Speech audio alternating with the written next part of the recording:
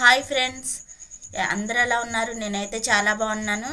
చూసారా మామిడికాయ పప్పు ఎంత కలర్ఫుల్గా కనపడుతుందో. చాలా సింపుల్గా ఉంటుంది ఈ రెసిపీ, చాలా బాగుంటుంది ఫ్రెండ్స్. ఒక్కసారి ఈ విధంగా ట్రై చేసి చూడండి.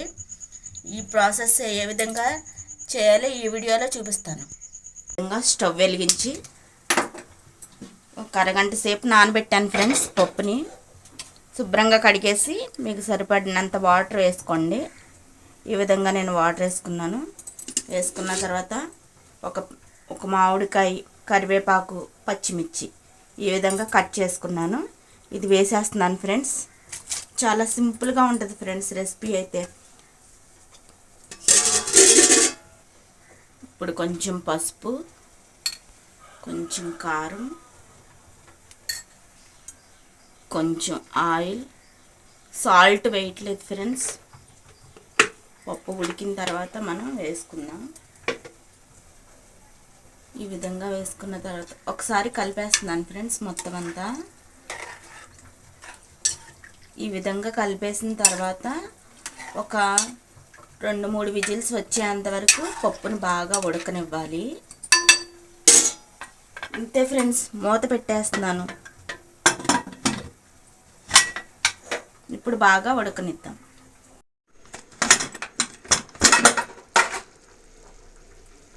చూసారు కదా ఫ్రెండ్స్, ఏ విధంగా అయితే ఉడికిపోయిందో పప్పు. కొంచెం పచ్చి కరివేపాకు, ఈ విధంగా స్టవ్ వెలిగించి వెల్లుల్లి, కరివేపాకు వేసుకున్నాను. కొంచెం ఆయిల్ వేసుకున్నాను. ఈ విధంగా పెట్టేస్తున్నాను స్టవ్ మీద.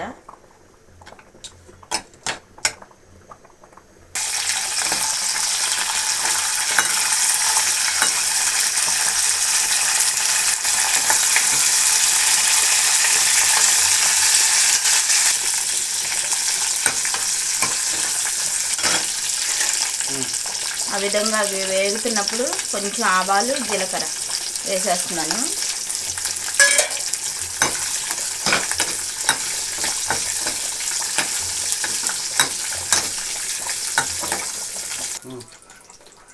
ఇప్పుడు ఇందులో కొంచెం లైట్గా వాటర్ ఉంది కదా ఫ్రెండ్స్, కొంచెం వాటర్ని ఇందులో వేసేస్తున్నాను ఈ తాలింపులో.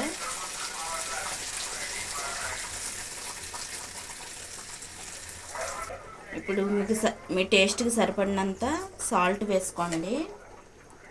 చూస్తుంటేనే ఆ పులుపుకి మన నోట్లో నీళ్ళు వచ్చేస్తున్నాయి కదా ఫ్రెండ్స్. ఈ విధంగా బాగా పప్పుని ఈ విధంగా మెత్తగా కలుపుకోవాలి ఫ్రెండ్స్. మన అమ్మమ్మలు, నానమ్మలు, వెనకటికి మన అమ్మమ్మలు, నానమ్మలు ఈ విధంగానే చేసి నెయ్యి వేసి, ఆవకాయ ముక్క వేసి చక్కగా గోరుముద్దలు తినిపించేవారు ఫ్రెండ్స్.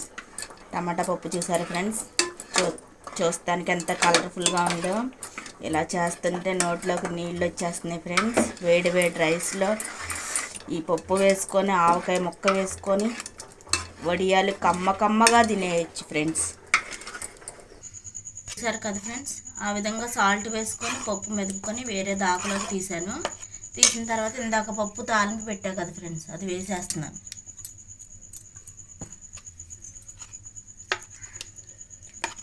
ఇంతే ఫ్రెండ్స్, మామిడికాయ పప్పు రెడీ అయిపోయింది.